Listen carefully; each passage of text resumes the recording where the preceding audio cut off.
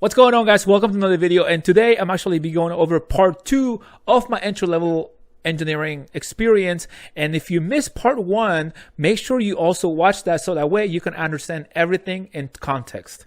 So without further ado, let's jump right into part 2.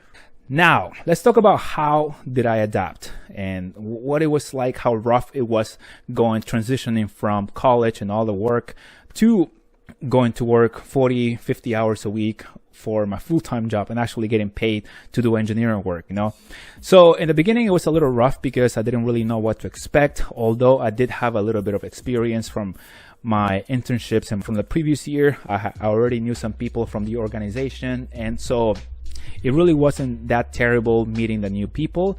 And also once I actually got to know the job, I really wasn't trained or anything. The first couple of months were a little rough. I was kind of trained by the fire hose method, which basically entails you getting asked all these questions and then you're forced to figure out what to do and how to provide a solution. So it entailed going out to people and reaching out and introducing myself and saying, hey, I'm so and so, like I'm new here, I'm trying to figure things out, so, like, could you help me? Do you mind giving me some insight, some advice? And so luckily for me, there were a lot of engineers that were really helpful and were able, and they made the time to give me insight. So I did have people that showed me the ropes, and obviously they had a lot more years of experience than I did, and so it was really nice. So now let's talk about the preparation that engineering school gave me. Like, was it really helpful? Like, how much engineering did I use?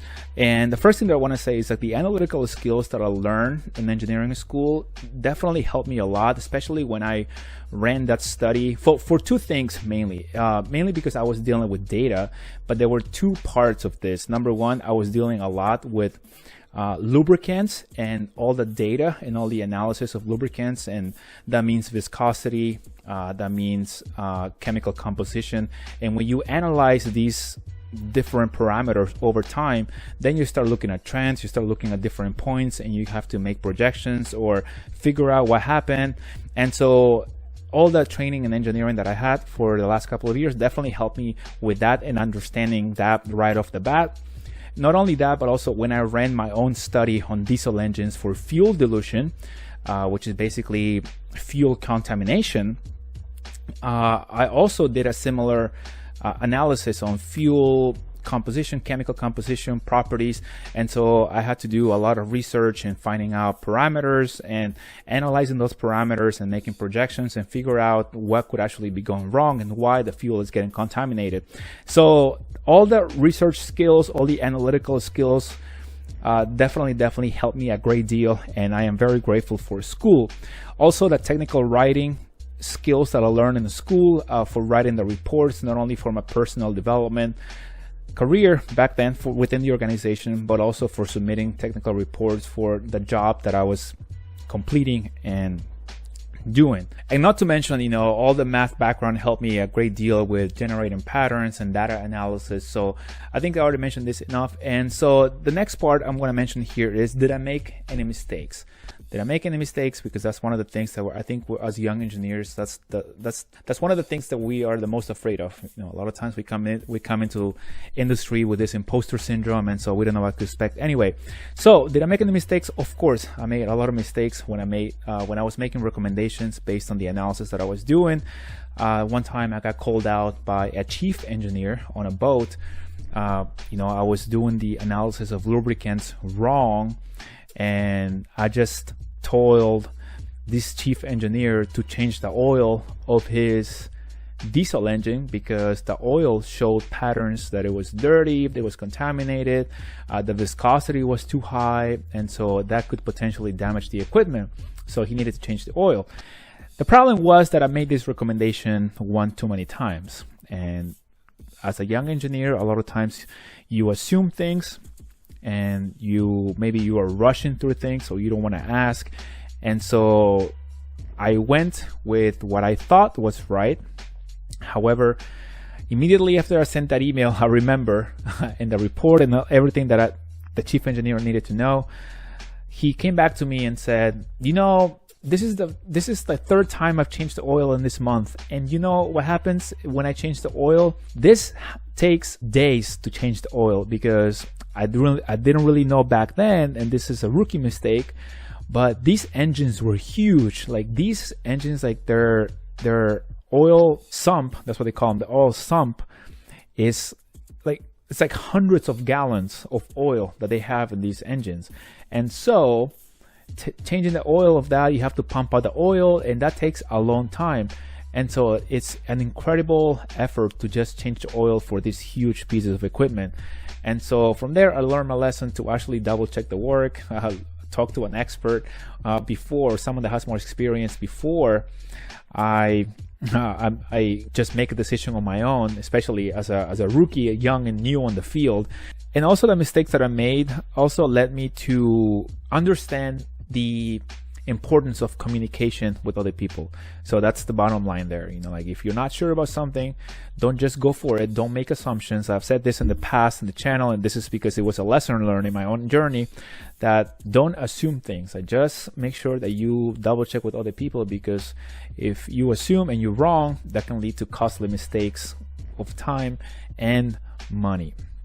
And so what are some lessons that you can take away here from this video? The first one I want to say is that don't think that all engineers are always just working on design, on drawings, or number crunching, because those are not the only places where engineers are needed. We're also needed for doing data analysis, like as I mentioned, also for doing studies, also for writing reports. But the report usually comes after you do something, because you communicate on results of a certain study.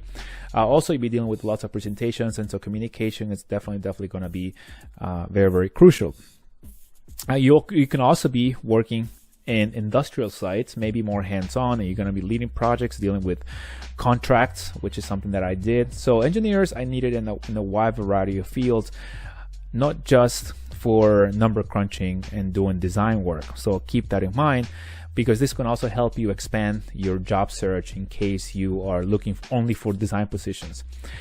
The other thing that I want to mention here is that one good thing to know prior to working for a certain company, I think, is definitely to see if the company that you are trying to work for, or the company that is offering you a job, figure out whether or not they offer a rotational program. I think a rotational program is crucial.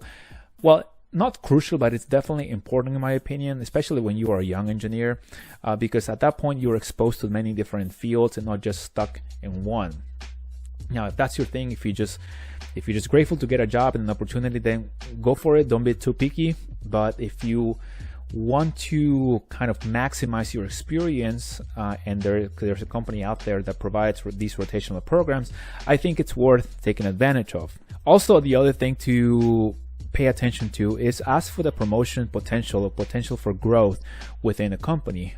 See what kind of chances or opportunities there will be within the company to increase your salary, to grow your skills, because I think they can also help you make a better decision when you are down selecting if you have multiple offers. Now, of course, if you just have one offer, like I mentioned, just be grateful for that and just take it right away, and then worry about that for your next position down the road. Also, by the way, something that you could take into account is like, once you are hired, and I'm saying this like once you're hired, ask what kind of schedule options the company has. Maybe you can take advantage of a certain schedule, a flexible schedule. Maybe you can take a 3-day weekend every other week. So who knows? So ask about that, but don't push it too hard. You know, if you're new and you're just kind of, if you're not sure whether to ask or not, maybe just wait a little bit until people know you and just you figure things out. But I think it's something to consider. Now, the other thing to take into account is try to find out whether or not you'll be assigned a mentor when you go into a certain company, when you're new. So get a mentor if you can. If not, find out if you're gonna get one. But if not, don't worry. Pay attention to other people, listen, ask questions, and if you're not sure about something, don't just assume things. Make sure you actually ask and double check with other people. But always keep in mind, guys, that this was my experience. This is what I went through as an entry-level engineer. And if this is what you expected for your own journey, is your journey going to be the same? Is it going to be similar? Who knows? Not journey is specifically the same per se. We all experience different things when it comes to salary, when it comes to the work that we do, when it comes to the level of report that we do, also because it really depends on your audience, right? So it depends who you're supporting, who you're helping out. So with that being said, guys, thank you guys for watching. Thank you for being here. If you have any questions, again, let me know in the comments below. And with that being said, I'll see you in the next one. Peace. Make sure to like the video and also subscribe to the channel. All right, peace.